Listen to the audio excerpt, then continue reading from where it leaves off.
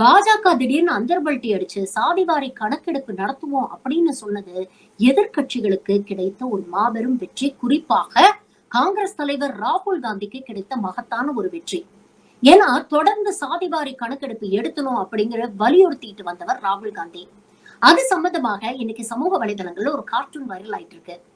முதல்ல ராகுல் காந்தி பேசும் பொழுது அதை இவங்க இக்னோர் பண்ணாங்க, கண்டுக்காம இருந்தாங்க. அதுக்கப்புறம் அவரை எள்ளி நகையாடினாங்க. அதுக்கப்புறம் அவரை எதிர்த்து வெறுப்பு பிரச்சாரத்தில் ஈடுபட்டாங்க. இவர் ஒரு அர்பன் நாக்சல், பிரிவினைவாதம் பேசுறாரு, சாதி என்ற பேர்ல மக்களை பிளவுபடுத்த முயற்சி பண்றாரு, அதுல ஓட்டு அறுவடை பண்ண முயற்சி பண்றாரு அப்படின்னு இவர் மீது வன்மத்தை பொழிந்தார்கள். ஆனா இப்போ எதுவுமே வழிக்கு வரல அப்படின்னு ராகுல் வழியே பின்பற்ற ஆரம்பிச்சுட்டு இப்போ நாங்க சாதிவாரி கணக்கெடுப்பு நடத்துவோம் அப்படின்னு சொல்றாங்க. இதுதாங்க சனநாயகத்தில் நேர்மையான குரல்களுக்கு கிடைக்கக்கூடிய மதிப்பு. வாழ்த்துக்கள் ராகுல் காந்தி.